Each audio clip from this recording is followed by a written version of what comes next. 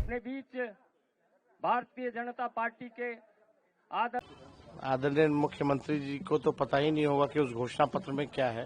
शायद उनको बोलने ना दिया जाए, इसलिए जो है जल्द से जल्द जो है ये खत्म कर लिया गया।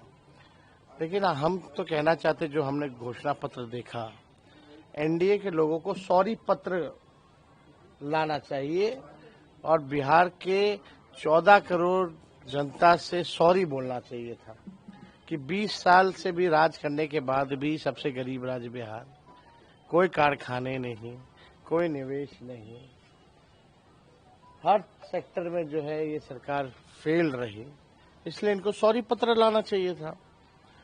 और अगर इनका 20 साल का जो झूठा जुमला अगर आप लोग देखें, जो वादे इन्होंने किए थे 20 साल से, हर घोषणा पत्र 20 साल तक का जितना इन्होंने घोषणा पत्र लाया है, वो घोषणा पत्र भी कहता हुआ कि हमारा क्या हुआ, हमारा क्या होगा। वो घोषणा पत्र कह रहा है कि पहले वाला तो घोषणा पूरा हुआ नहीं, एक नया जो है आनंद फानन में जो है इन लोगों ने ये घोषणा पत्र जारी की है। इसमें कई ऐसी चीजें, अब बताइए, स्कूल में मिड डे मील जो है वो देंगे, यानी इससे पहले जो है बढ़िया से ये लोग नहीं दे रहे थे। यानी आप देखिएगा, अस्पताल, मेडिकल कॉलेज हर जिले में निर्माण करेंगे। जो मेडिकल कॉलेज है वहाँ डॉक्टर नहीं है, नर्स नहीं है, दवा नहीं होता, इलाज नहीं होता, केवल खाका खड़ा कर दिया गया है, कुछ नहीं हो रहा। तो उस हिसाब से अगर आप देखें तो इन लोगों को सॉरी पत्र ला करके इन लोगों को माफी, बिहार 14 करोड़ बिहार की जनता से माफी मांगनी चाहिए। और ये तो ताज्जुब की बात है कि भाई 30 सेकंड में ही पूरा, हम लोगों ने भी घोषणा पत्र जारी किया, हम लोगों ने भी विजन को रखा, हम सब नेताओं ने अपनी बात को रखा। ये कौन सी बात हुई कि कोई बात ही नहीं की गई। तो बड़ा अजब और गजब का आज का इनका घोषणा पत्र का समारोह जो था वो देखने को मिला।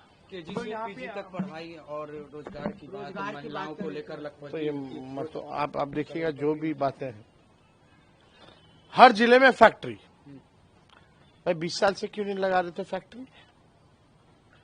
और अमित शाह जी ने तो कह दिया कि भूमि की कमी है। तो ये केवल जुमला है। बिहार की जनता इनके चाल और चरित्र को पहचान चुकी है। इस बार करारा जवाब बिहार की जनता देगी। महागठबंधन की सरकार बनेगी और बिहार के लोग बेरोजगारी को खत्म करना चाहते हैं। इन लोगों ने इतना बेरोजगारी, महंगाई, गरीबी बढ़ा दी। आप देखिएगा 94 लाख ऐसे परिवार, गरीब परिवार का, उनका क्या है इसमें, उनको कैसे मुख्य धारा में लाएंगे, आर्थिक न्याय उनके साथ कैसे करेंगे, कोई बात नहीं, कोई जिक्र नहीं। आपने सरकारी नौकरियों कहा, उसको भी कॉपी कर आप बोलते हैं नकल तो कर ही रही, हर एक चीज का नकल कर दिया।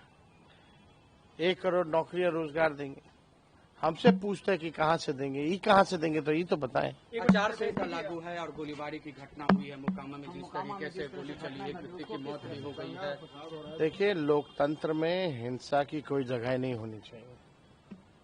और ये ताज्जुब में है हम लोग कि कोई व्यक्ति जो है अपने काफिला, एक तो 40-40 गाड़ियों का काफिला,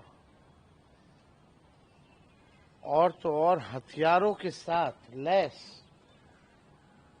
कैसे घूम सकता है।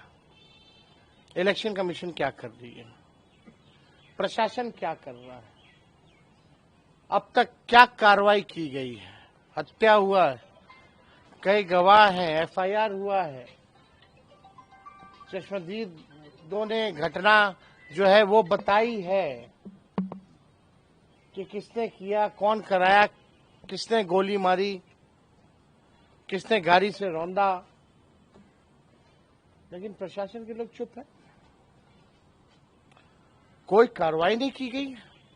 यही है ना, गुंडों को, अपराधियों को संरक्षण कौन दे रहा है। और जंगल राज की बात कर रहे हैं ये लोग, जिन लोगों ने अपराधियों को पाला पोसा बड़ा किया, केवल अपनी कुर्सी बचाने के लिए इस्तेमाल कर रहे हैं जो लोग, आज उन लोगों को संरक्षण दिया जा रहा है और वही लोग जंगल राज की बात कर रहे हैं। इलेक्शन कमीशन को तो संज्ञान लेना चाहिए, सुमोटो लेना चाहिए कि ये कैसे हुआ, किस अधिकारी पे कार्रवाई हुई, कोई एक पुलिसकर्मी पे, कोई डीएसपी एसपी के पे कोई कार्रवाई नहीं की गई। तो आप समझ जाइए बिहार में स्थिति क्या है। अब सच्चाई सामने आ गई। बिहार की जनता